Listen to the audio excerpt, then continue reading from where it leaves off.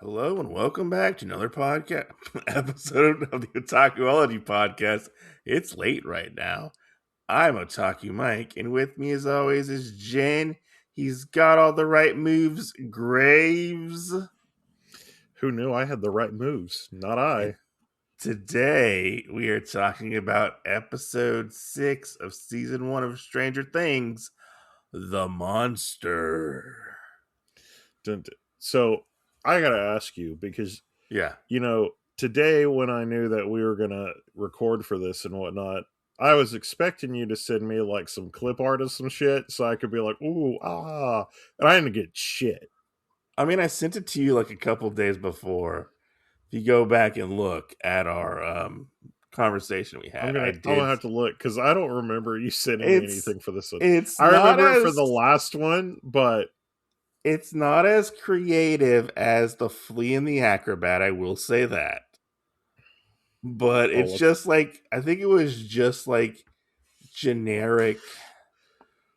It might have been no, I don't remember. I have to go back and look and see because I don't remember. like a take two. I think it was just like a very generic Stranger Things like Yeah. like photo. Okay. Like it was really generic if I remember correctly. Okay. Yeah. Um.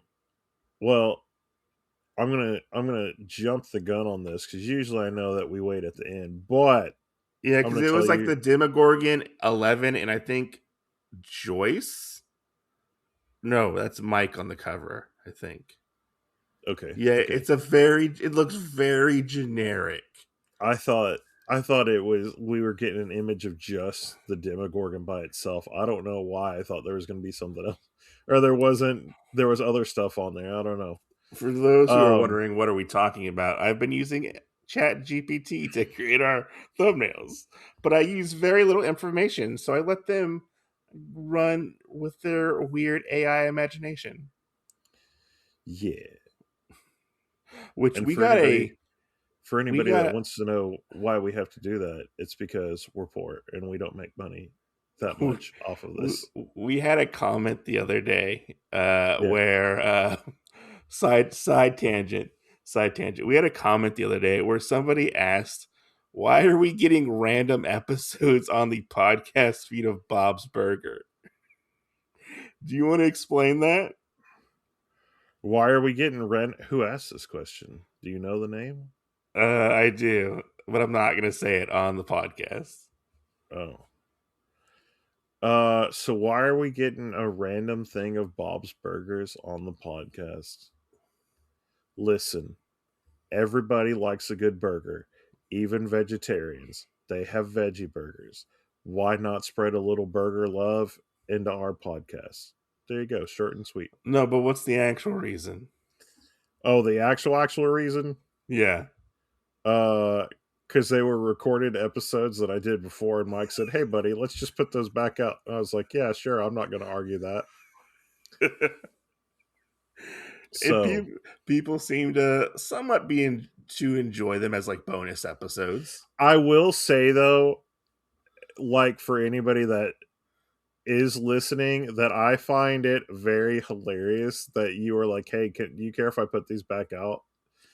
Because like I said, yeah, and like I've listened to like the first one, and I was like, "Good God!" Like you find out how much growth you've made as a podcaster because you listen to your old shit and you're like, this is fucking horrible. I mean, Like, like, do you know? I just want to throw this out there to anybody. Like, have you ever Gordon Ramsay'd yourself? Like, I'm sitting there, how the fuck did you get this like upside down, right side up? Like, what? This doesn't even make any sense. So, to be fair, you were still new in your podcast journey, in my solo podcasting and honestly, journey. it was like your first solo podcasting too, which is very hard to do. I feel like. Yeah, yeah.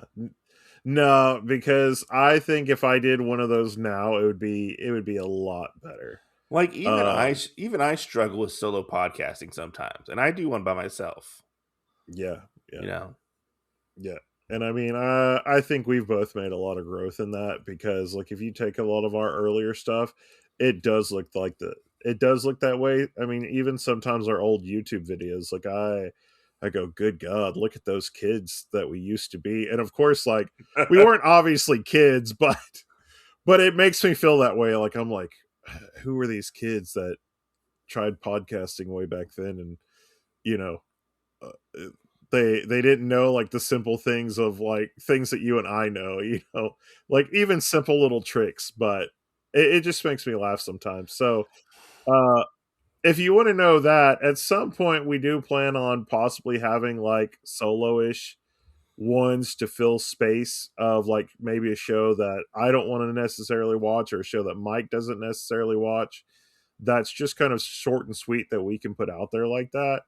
But obviously we have a chip of old shows to put out, so testing the waters a little bit with Bob's Burgers. I feel like that. I mean, we'll see how they do. Yeah, I feel like our together podcasts do a lot better, to be honest. yeah. I mean, if anything, we can all laugh about it. And whenever somebody tells you and like says, "Hey, I want to like challenge to see if one of those would be better," I can be like, "Yeah, sure. Like, let me record one for you. It will be a lot fucking better than it was back then." So, But anyways, getting into this episode, our episode starts exactly where we left off in episode 5, where we see Nancy in the upside down for the first time, and she is scared to death. I have to say, this is a very intense start to this episode, just like with like last episode. We had Hopper, trying to figure shit out. And like Nancy, like the whole thing with Nancy in the upside down, hiding from the Demogorgon, and like we can hear Jonathan's screams through I'm guessing it's the rift that's in yeah. the tree, which I thought the rift started to close back up at the end of the last episode. Unless one started to open up again, I don't know. I I think it did start to close up, but I don't think it did it yet. Yeah. And I Then think that that part in and of itself is a little bit of a continuity because in other seasons, if something comes through a rift and then pops back through it or goes back into it, like it closes up almost instantly. yeah, Um it takes like a couple seconds, I would yeah, say. and this one seems like it's taking minutes upon minutes upon minutes that I don't know. I mean, I feel like continuity wise, you could argue like maybe it's because the upside down's not fully established yet, Probably. but that's Yeah. just it. Yeah. Which I love this scene. I thought this was a very intense, well done scene where Nancy is trying to find a way out of here. The Demogorgon is starting to hunt her, because it knows it knows she's there. And like just the frantic nature of Jonathan, and he like is trying to figure out where she is because he can hear her and they can hear each other. And like you see this hand just pop out of this tree. And you're like, what the fuck? Just like with Jonathan, like, what the fuck's going on? Why is his hand here? Yeah. And luckily, it is Nancy. It's good old Nancy, and she is scared to death at this point. I mean, who wouldn't be? You had your first Yeah. encounter with the Demogorgon. But this I think turns into the starting roots of like what how their relationship though. Yeah, yeah. No, I would definitely say that because we do. Do you want to hop right into that scene where they're in Nancy's room or not? Yeah, we can. Yeah, So basically like Nancy goes to the bathroom to take a shower. which she is Uh really dirty from going through the upside down. yeah, yeah. Um She's a and she's a dirty girl. Jonathan finds like one of the old sleeping bags like in her closet and Is he that starts what putting that it on was? the A floor. sleeping bag? Yeah. Okay. It seemed a lot skinnier, but I think it Yeah, was like a little girl's sleeping like a bag. child's sleeping bag.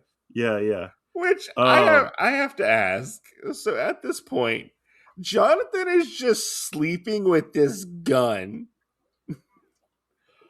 I would be so afraid the gun would go off.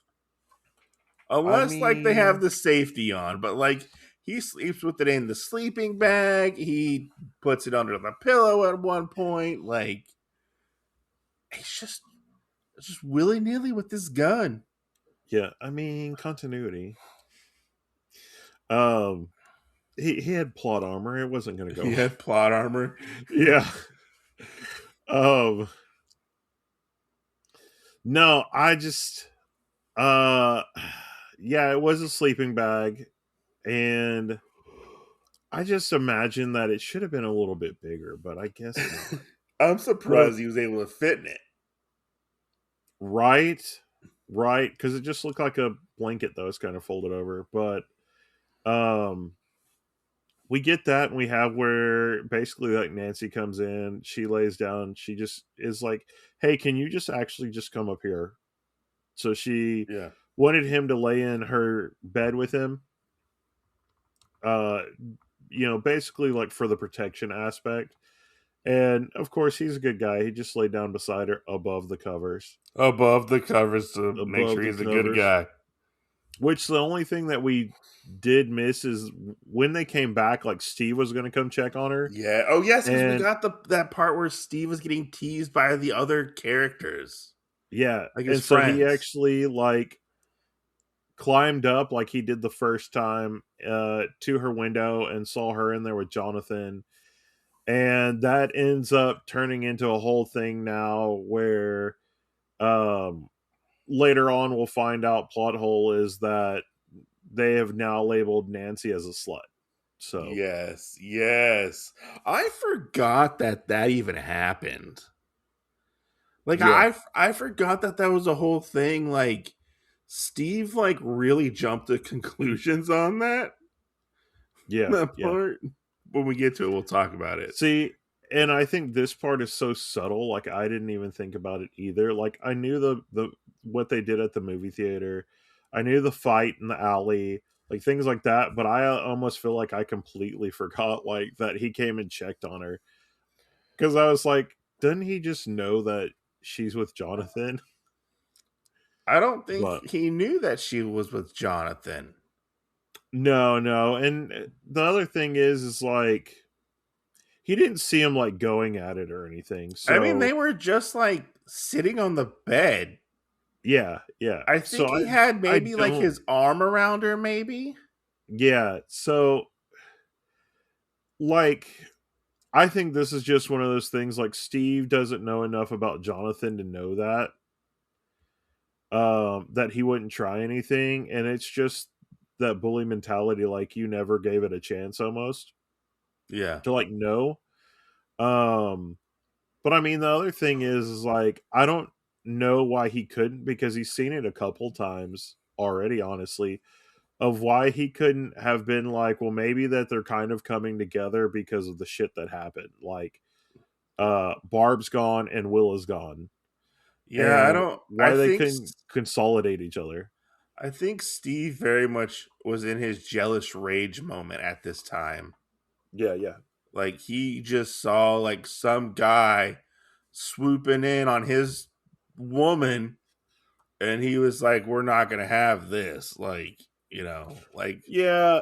it Well, and got the best of Steve, I would say. I'm sure, like the whole thing like that, and then he went down and ran his mouth to I think her name's Ashley Was it Ashley and to Tommy? Tommy and Ashley, yeah, and the other girl I can't remember what her name is, Which but like where the hell did she come from? Was she at the party?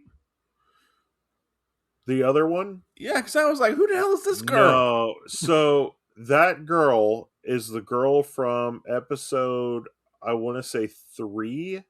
She was the girl that actually caught Jonathan developing the pictures in the lab, and then she's been around the entire time since then.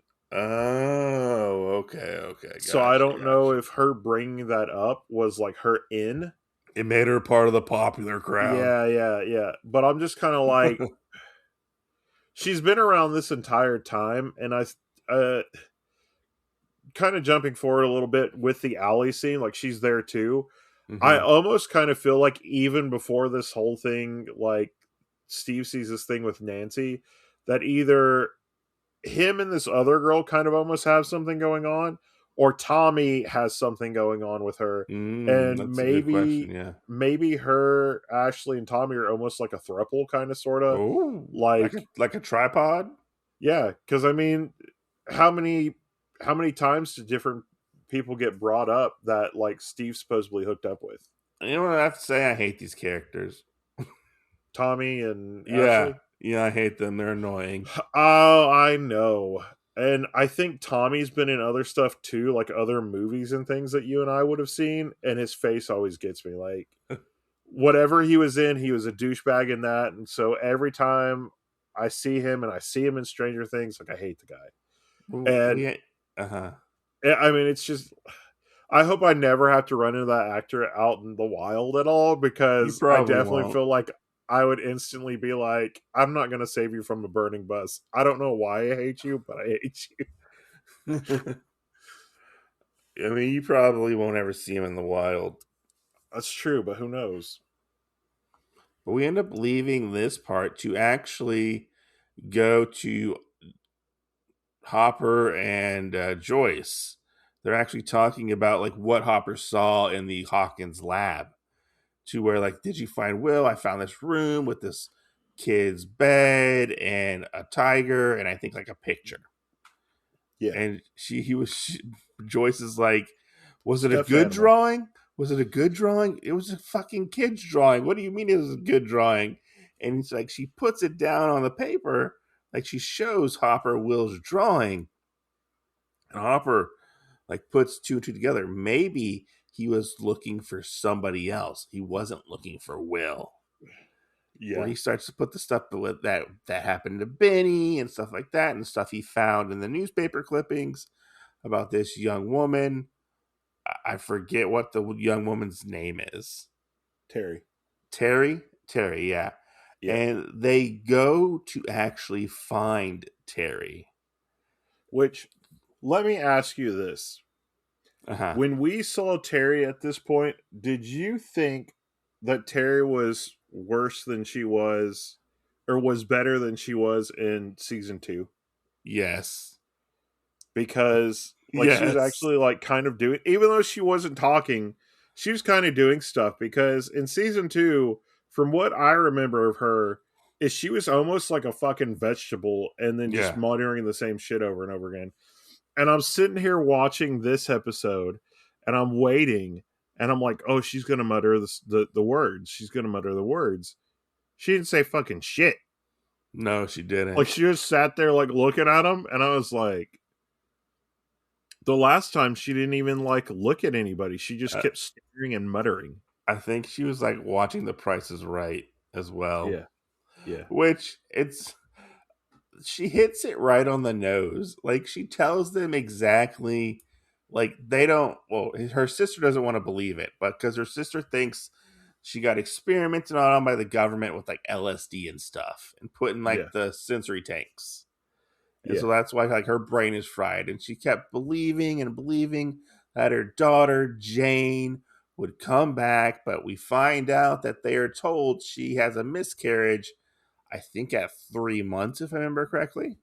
yeah. The third trimester. Which this part is sad because it does happen to people where they do have miscarriages and stuff, and like they keep like their child's room like Yeah, just the way it was, which is it's a very sad scene because they're actually Hopper and Joyce and Terry's sister are in this room, and like Terry's sister starts to explain like, yeah, they wanted to make super soldiers basically to fight the Russians.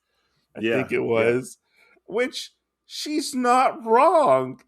Terry's not wrong at all. Right. Well, and it's funny, like, going back and like listening to things and having that thing where we've already watched the entire series and going back to it, like all these things where they bring up the Russians, it's like, I know why they bring up the Russians now. I know why this is going on. Because before, I don't ever feel like I remember that the Russians were ever brought up. Yeah, I think when we originally watched this, we kind of had blinders on almost.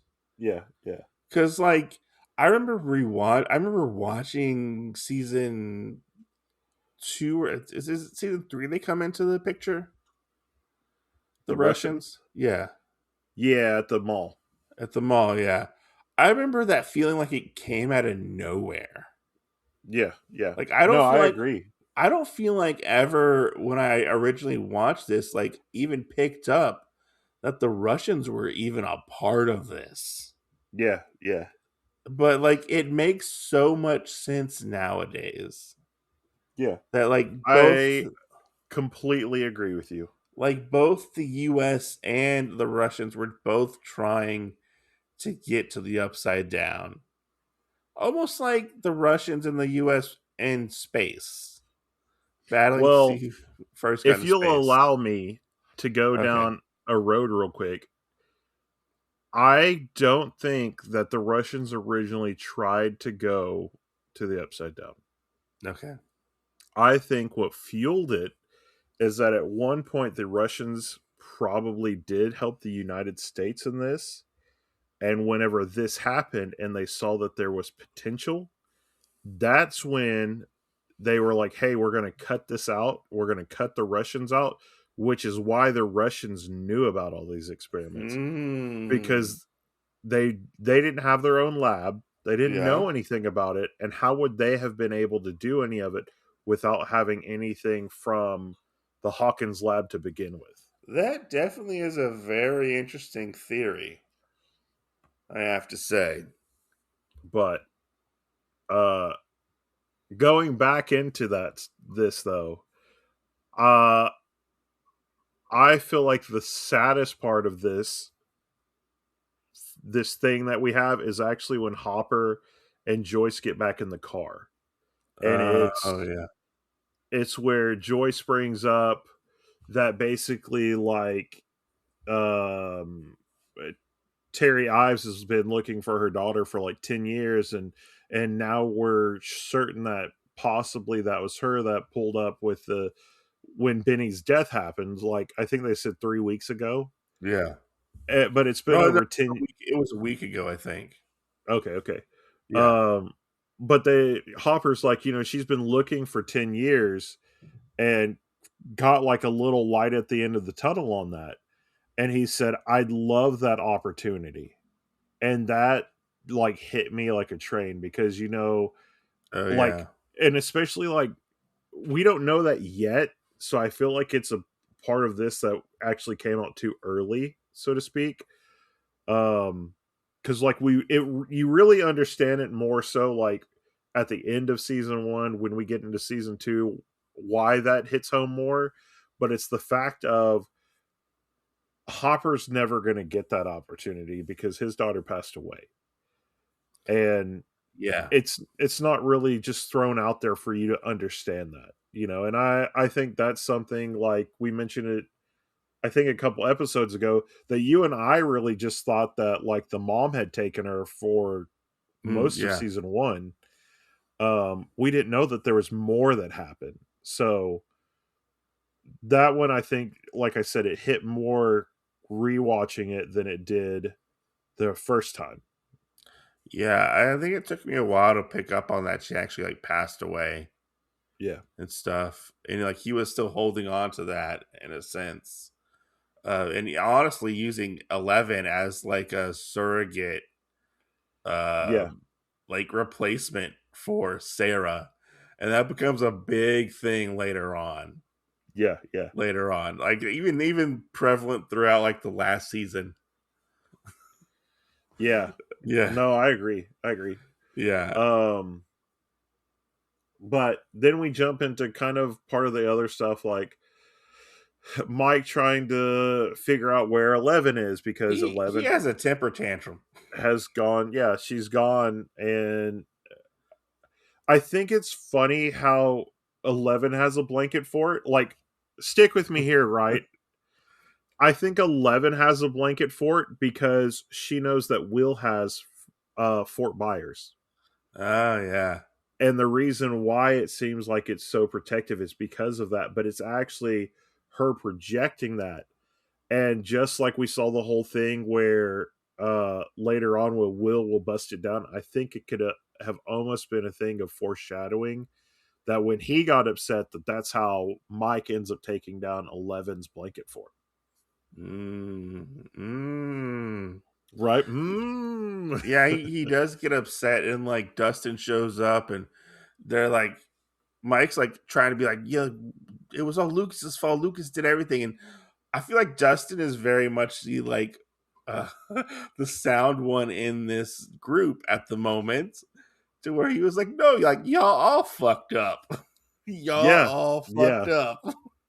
Yeah. I, It, you can't be mad at Dustin because he tells it what it's like. yeah, he's like, you all fucked up. It was like Eleven's fault because she was scared or whatever. It was Lucas's fault. It was your fault too. You know, you drew first blood. You drew first blood. Yeah. He gets Oh, and he I love how we get into the rules of the kids. Like, first blood means that you apologize or you're banished. you're banished from the group, and he's like, no, I don't need a. I can't do it. I can't do it. And I love the scene where we see them going over to Lucas's house, and Lucas is pacing back and forth, and he's like, "Okay, I will shake your hand and I will forgive you, but we're not gonna be with 11 anymore Yeah, on one condition. on one condition." And they're like, Which "No, which makes me think of the movie Coco, where you have the son and they're like, I'll send you back to the world of living, but you can't play music anymore. And you get that like devil's deal, like, we do this, but you can't do this thing that you like, or you can't like help somebody that you love or whatever. And it's pretty funny, I feel like, in this sense, seeing that from a kid's aspect. yeah." And Lucas basically is like, no deal, no deal. I'm gonna go do this on my own. We see him suit up in a equipment montage where he gets his classic camo headband and his like pouch with mini pouches on it, or a belt with mini pouches on it and stuff. And then he like And goes out looking for the gate. his combat knife, and Yeah. what's the last thing, Mike? Oh, the wrist rocket. The wrist rocket. Which where the fuck did he get the combat knife from? Was that all his dad stuff? Yeah, because we found that out in the last one. I didn't know he had a knife, like a big Yeah. combat knife. He pulled out the combat knife and he pulled out something else in the headband, and every time like he was like, and this is my dad's stuff from Vietnam. And then the last thing he pulls out is the wrist rocket, and that's when him and Dustin get in an argument. And they're like, okay, well, if we're going to find Will, what did you bring? And then Dustin flips over his backpack and it's all the snacks. Like, you aren't any better, Dustin. You didn't bring anything. When Lucas leaves to go looking for the gate, we see a man in a Hawkins Power and Light van, which is Yes. very, very suspicious. Oh, I did have one thing to ask you. What? The lady, I don't think we ever see her die, but it was the lady in the first episode that Uh-huh. shot Benny, and then we see her again in this one where she goes to talk to Mr. Clark. Yeah. Is that lady supposed to be the same lady that's in season 5? No, I don't believe so. Okay. I didn't know if it was supposed to be the same lady, but they had to change the actress. Because I was No. like, what kind of weird conundrum would it have been if that lady that killed Benny was the general lady or whoever I don't that's in season 5? I don't remember if she makes it out of this season. I don't know. See, like, that's where I'm like, who is that? Yeah, no, she's the one who kills Benny. She's like a G-man or mystery man or whatever, Yeah, yeah. working for the government. She's like doing the wet work stuff, and we see her with Mr. Clark of all people, and she wants to like bring like technology to the schools and connect people all around the US, which is obviously a ploy. It's Yeah. obviously a ploy to look into the kids who Well, I have another question for this, though. uh-huh. Is this supposedly supposed to be the summer camp that Dustin went to. Maybe. Like, I was sitting there, I was like listening, and I'm like, what if this is the summer camp? And it's a ploy, but it's actually a real thing. What if Like a this is real the summer summer camp? camp? Yeah, that Dustin ends up going to in season 3, or comes back from in season 3. That I don't know because I have to go watch those seasons again because I don't remember. Yeah, yeah. Well, maybe, and I'm just thinking about this out loud, maybe we'll find out when we have this Stranger Things 85, because it's supposed to be in between seasons 2 and 3, Yeah. and see if that this is the camp. So we may have to like put this in our memory for Well, when that comes they out. it's not necessarily canon, but there is a Yeah. comic where they touch on the camp, like Dustin Okay. going to camp. It's like a whole thing, and where he meets like Susie and stuff like that. Yeah, Um, yeah. but that's like kind of not relevant to the story that we're talking about. Um, which we keep going on to Lucas, where Lucas actually does find out where the gate is, kind of. Yeah. Like he gets to Hawkins' lab and he starts putting two and two together that the Hawkins power and light are working for, or they're using it as like a disguise. Basically, Yeah. Hawkins' laboratory is. They're using it as a disguise to actually work around the city to get into stuff. Yeah. Which I And have to to say, see if they props. can find 11.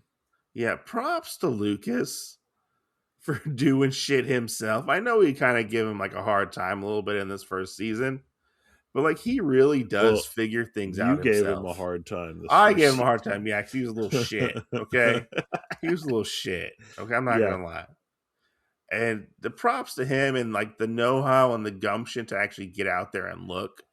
Because um, yes, Mike and Dustin go out and look too to go find 11, but they happen to find 11 in a very happy accident, I would say, which leads us to like 11 like dreaming and stuff about like the laboratory, and she wakes up and we get probably one of the famous scenes in this season is the Eggo scene where she goes into the grocery store and basically mind throws a bunch of people into getting a bunch of cold Eggos.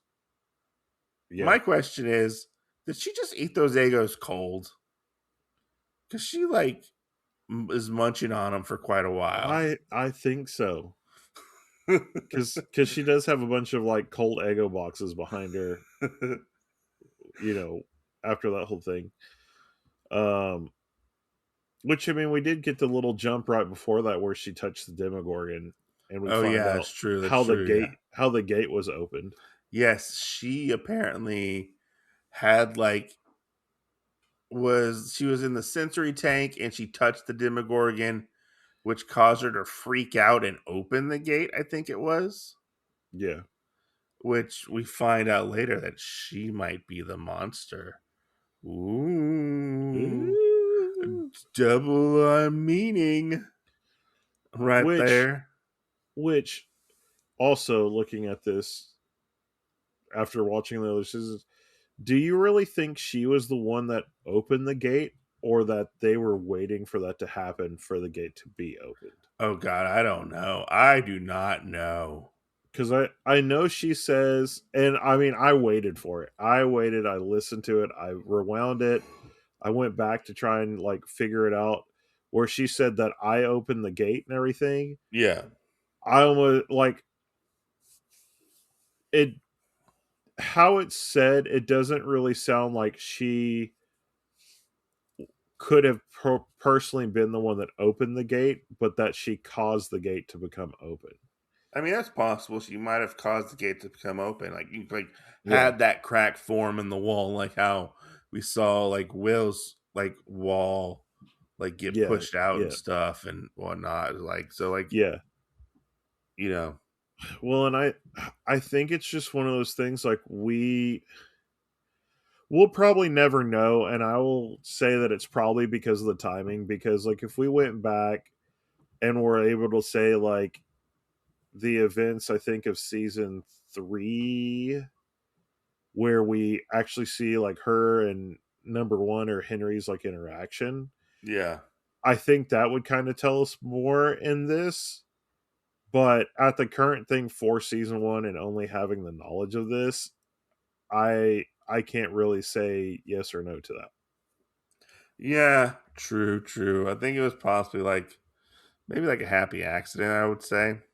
Yeah. It just it doesn't seem like she ever like purposely like opens a gate. Does that make sense? Like Yeah, yeah. other things open the gate. I mean, maybe there was something there and she just happened to tear it open, Yeah. you know? Yeah. I don't know, Yeah. because they seem pretty surprised that like she did that. Like she was the one who opened it. Like when she Yeah. like screamed really loud and like the wall was just cracking apart and stuff. Like Brenner seemed like he was like kind of surprised that that was there because it seemed like he originally only wanted to do this to spy on the Russians Yeah. Yeah. and stuff. Yeah. Yeah. And then their project or whatever like switched goals, I would Yeah. say. To focus it on other things. Yeah. But after this, then we get part of the montage scene that I like. Well, I guess it's not a montage, but I like where Nancy and Jonathan are going around like the hunting supply store, Oh yeah, they were at the like the hunting it was surplus or yeah, it something. was like an army surplus or something. Yeah, Something like that. And they're having their autumn sale. Everything was 30% off. yeah, and I just love it all was the stuff it's a that they good pick scene. up. It's a good scene. Yeah, I mean all the stuff that they pick up and like what they bring and everything else. And I love that this scene Nancy was able to blatantly say what they were doing when the cashier guy asked him, like, what's all this for? Monster hunting. And he's like, Which oh, okay. they get like two bear traps. What was it? A hammer? Yeah, a Two hammer, bear traps, a hammer, a like a gas rubber can. mallet, a rubber Yeah, mallet a, for the a gas spikes.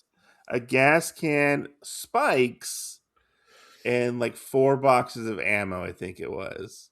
Yeah, 38 rounds. Yeah, no, I love this scene. I thought this scene was very, very fun. Yeah, Like, because it was just interesting and fun seeing them trying to buy all this stuff and try and explain like what they're gonna do with it. Because the guy obviously was like, "What the fuck are these kids doing here?" Like, which yeah. I want to know how much did all that shit cost. You'd have to look at how much all that shit cost in 1980 with I 30% know, I off. know. With 30% off. And like Um, the like they were just allowed to buy bullets and two bear traps, you know? yeah, yeah. I mean, Which it's just funny. It's just funny. we get this scene where they like take all the stuff out. They're putting it in the back of Jonathan's car. And this is a scene that always confuses me. And Hmm. it's the whole thing that Steve and Tommy and Carol, and I looked it up. So the other girl's name is Nicole. Okay. And as they're driving by, Steve yells out, I can't wait to see your movie. Oh, that's what it was. Yeah, yeah. I was And so confused. so whenever she runs to where the movie theater is and sees that basically they say it's something like Has all the you know right moves. Like Nancy Wheeler's a slut. yeah, I believe yeah. it was. Is that what it Well, said? it's has all the right moves, the slut, featuring Nancy Whittler. Oh, okay, okay. And so this is why this scene always gets me like confused, right? You have where the car drove by Uh huh. and they said, I can't wait to see your movie. Then, when Nancy and Jonathan run to where the movie theater is to see it, the car that Steve and everybody is in is now parked at the side of the movie theater, and they're spraying like Byers is is a perv or something on the side. But my whole thing is, if they sprayed this on the movie theater thing, then they had to have drove by after they'd done it to tell Nancy, I can't wait to see your movie, and then drove back around town to park beside the theater. Was it actually Steve who said that, or was it just a random person? I think it was Steve. We have to go back and look and check and see. Yeah, we'll have to look. Yeah, we'll have to 'Cause, go look I and see. mean, I feel like I think it was Steve, but I could be wrong. Yeah, yeah, I bet it was probably like just a random person, a random high school kid. Yeah, And just look that's close when to Steve. yeah, that's when Steve happens to be there with the other people. Cuz I'm very curious as to how they got up on the marquee and spray painted it, cuz Oh, it's I have kind no of high idea. up a little bit. Yeah, yeah, and we'll see that at the end. I mean, there's like maybe a 12-foot ladder that Steve has to get up to help clean it. Oh yeah, yeah. I mean, And like so we get like one of the big scenes after this. the fight. The fight between Jonathan and Steve, which ignites the rivalry between them for quite some time. Which it's I forgot how like brutal this fight was. Like they go at it. Like I get it that like we all love Steve and like Steve's like the best, but Steve honestly reverted back to like episode one Steve almost. Yeah, I mean, Steve didn't have like a real redemption arc in season 1 until like the last episode. Yeah. Yeah. Um, But he goes hard for Jonathan and like is like or even Nancy too, like because he's like, you're a fucking slut, like blah blah blah blah blah. yeah, yeah. Well, and I really feel like too, and correct me if you think anything else. I really think though that it was his choice of words because I mean, who else when Steve is saying all the stuff that he said, who did Steve sound like? Lonnie. Lonnie. Because he basically like told Jonathan, "Oh, I thought you were queer, you're gay," calling him names, and that's exactly the whole thing he's been hearing from Lonnie about Will and all this other stuff. And I really think that maybe he would have let Steve get by with it if the fact he didn't grow up with Lonnie to begin with, and Lonnie shoving this shit down his throat the entire time of, well, your brother's queer, your brother's gay, all this other stuff, you could be gay. Like, Yeah, your they house grew up is a around bunch it. of your house and your family are a bunch of screw ups. You won't amount Yeah, to yeah. anything, basically. So then everything in this that Steve started saying, I think it was just like tenfold, and it just got under Jonathan's because, like, I mean, if he would have kept going, I can't tell you that Steve wouldn't have died. Yeah, he I hits mean, him for quite a while. yeah, I mean, and Tommy tries to pull him off at one point, and then the cops pull up like right then, and you're just like, yeah, like Yeah. you were gonna be screwed no matter I what. love I love the part when the cops pull up. Forget what their names are, but the ones that Hopper works with. Like one of them gets hit with the elbow and they're like, oh, my nose is broken. And the other one's like, ah, don't worry, I'm gonna get these kids. Hey kids, slow down, don't run so fast. Yeah. See, I miss that they're in the next season. I don't think they're in the season after. And I miss kind of their whole thing. I know they're like side characters, but they were always really funny to watch in season 1. Yeah, yeah. And then Jonathan ends up getting arrested, and we find out from I want to say it's maybe like the secretary who works for the sheriff's office or something. She gets ice at a thing, and she's like, "You better tell your boyfriend to like stop it." Like, and she's like, "Oh, he's not my boyfriend," Nancy says, and the woman's like, "Oh, well, he's something then because you only do that if you fucking love somebody. Like, Yeah. you a boy just doesn't do that." Yeah. Which I mean, she's right. She's right with Jonathan. Yeah. I have to say Yeah. on this Well, point. and then a little after this, we get another iconic thing that happens slash another iconic scene, Yeah. which is where um we've talked about where Lucas went off, and of course, like nobody's around Lucas, so we're pretty much scot free on that part of the storytelling. But Yeah. we have where Dustin and Mike went to go find 11, and they're yelling. She heard them, but they come upon the bullies from school. It was like Trent and somebody else, I think it was. Yeah. Which one of them had like a switchblade. Yeah, yeah. And I was I like, think it what the was fuck, man? Troy. Troy. Yeah. And like he chases them like holding the knife and they run off and then we find out that they're pretty close to the quarry. Yeah, they're at the quarry. Um they get to the quarry and then they had split up, Troy and the other guy, and basically like caught Dustin, and Troy's like, I know you made me pee myself. You made me piss my pants. How'd you do it? Yeah, you did it with some science shit that you know. Yeah. Yeah. um yeah. And basically he says, I'm either gonna take part of Dustin's baby teeth that he still got, or you're gonna jump into the quarry, Well, he which also at one point said he was gonna fucking cut his throat.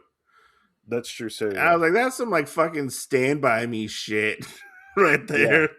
Yeah. Yeah. Which I remember when I first watched this, I was like, where the fuck did he get a switchblade from? Like, don't be running with a sharp object in your hand. That's unsafe.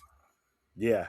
Yeah. That's all I thought, because they were running, and I think they're running around like mud and stuff. I was like, this boy's gonna stab himself. That would have been great. That would have been a crazy turn of events.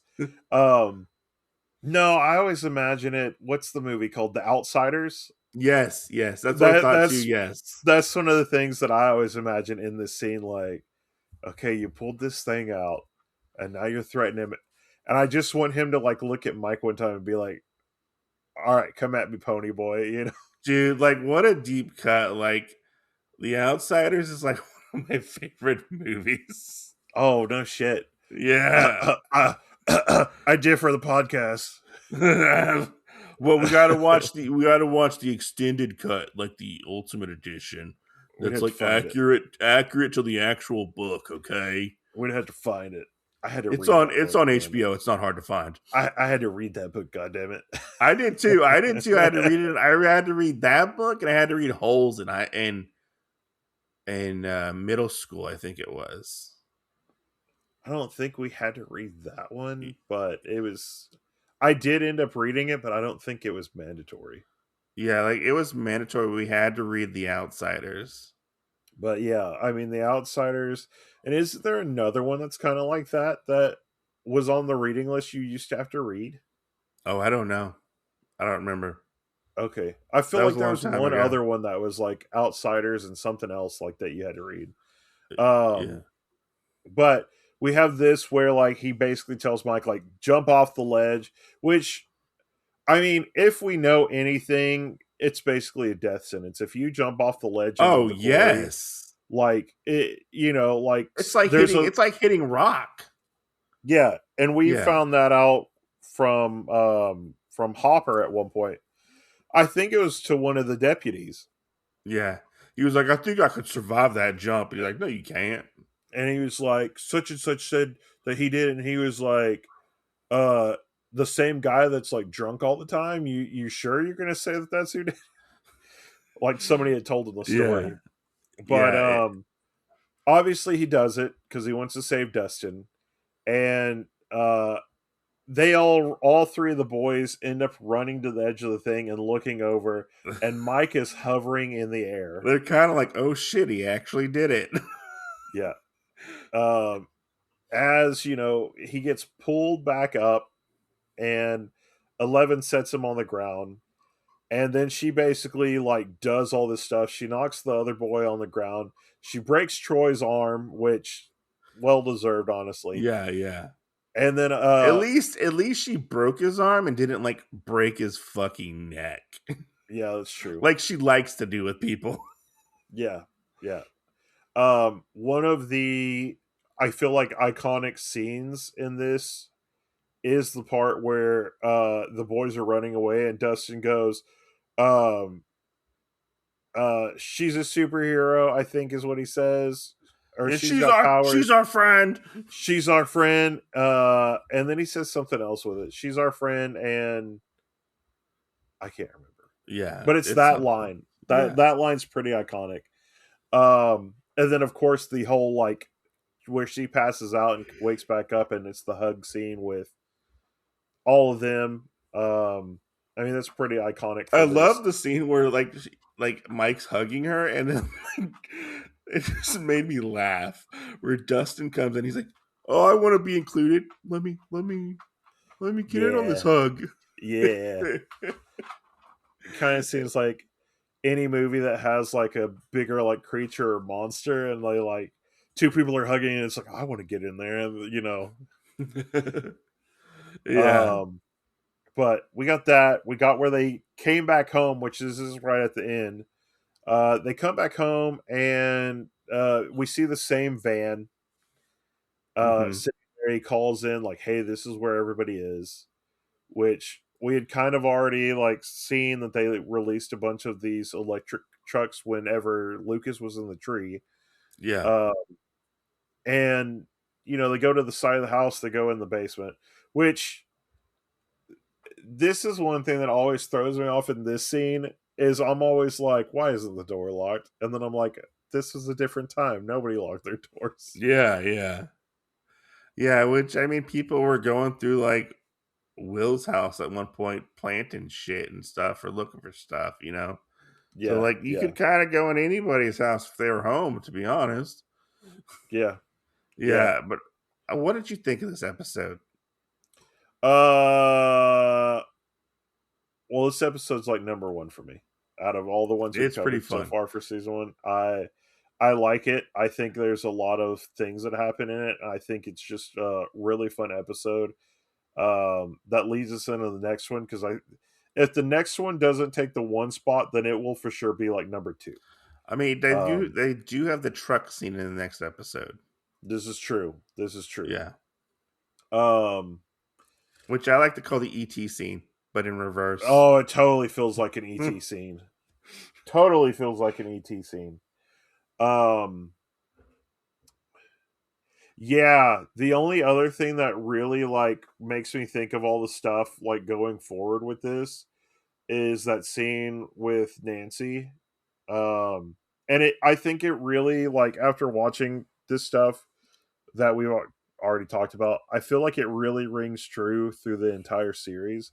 And for being such a small line that she had for it, it was another one I feel like kind of knocked my socks off, which is when her and Jonathan are laying in bed, and he goes, "It's okay, we're safe in here," and she goes, No, we're not. "No, we're not." Yeah. And I think that completely tells the story of the rest of Stranger Things through Yeah. season one, all the way to five. Like, Like you think you're in a safe space because you're at your house or whatever, but in reality, you're not safe. yeah, It has a very nice tone to it, and like it seems to very much affect Nancy in this episode, which I really like yeah, to see. yeah, yeah. You know. And I think that whole thing sets her limit for how she becomes like the badass that we know moving forward. I mean, Nancy at the beginning of this really seems that she's almost like a girl that hasn't grown up yet. Yeah. And then by the end of it, she's got her bearings, she knows all this, because I mean, she has to do that going into season two, where everybody wants her to basically be a secretary. Um, some of the other stuff like that. So uh I like this episode in the sense that we have a lot of character development that you may not just see out in the open. We see like the relationship starting with Nancy and Jonathan. We see 11 coming back and like really like helping them out. We see her scare off the bullies. Um, this is going to be one of the last ones where we actually see like a lot of reference to Dustin's teeth, honestly. Um, Yeah. I don't think we ever see Lucas back in the camo headband. No, I think we do because I want to say at least it comes back in season 2. Yeah, yeah. I because Um, I maybe season 5. I don't remember because they all had camo fatigues on. yeah, You yeah, know, but it's hard to say. But no, I really liked this episode too. I thought it was a lot of fun. Like I echo what you say because there's definitely like a lot of little breadcrumbs I felt like in this episode to pick up on and put pieces together within the giant puzzle. Like yeah, that's what we really got in this episode, which is setting up things to come and like have payoffs and stuff. Like it's just such a well solid done episode. yeah. And I Like mean, it was terrifying at points. It was funny at points. Like it got everything right. yeah, yeah. And I mean, this is like one of the big scenes. I feel like, or the one of the big episodes. I feel like that really sticks out with season one because when we start the first episode of season two, like everything seems more professional. Does Yeah. that make sense? Like the recording quality, all this other stuff. So to get like the level of like almost like um unsaturated like modernism, like this is one of the best episodes for that. And it's only because it was season one and they had a completely different budget of the audience that enjoyed it compared to going into season two. So So as of recording this, it's almost 11 o'clock. Jen, where can they find you at? you can find me at everywhere Otakuology is or on Instagram at Bard's Tavern. You can find me at the Otaku Mike on YouTube and Instagram, as well as Otakuology. Make sure to check out our YouTube channel at Otakuology. It's also available on all major podcast platforms. For our podcast, make sure to rate and review the podcast. Check it out. Check out our older episodes if you like. If you're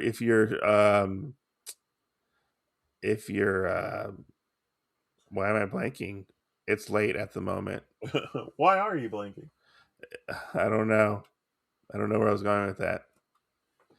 If you want to tread those waters of our early podcast and you have no fear, go check out our older episodes. Do it. I don't know if you'll like it, but do it. Do it. Yeah, but anyways, guys, thanks for watching. Thanks for listening. Hope you guys stay safe out there. When will we see them, Jen? We will see you next Tuesday.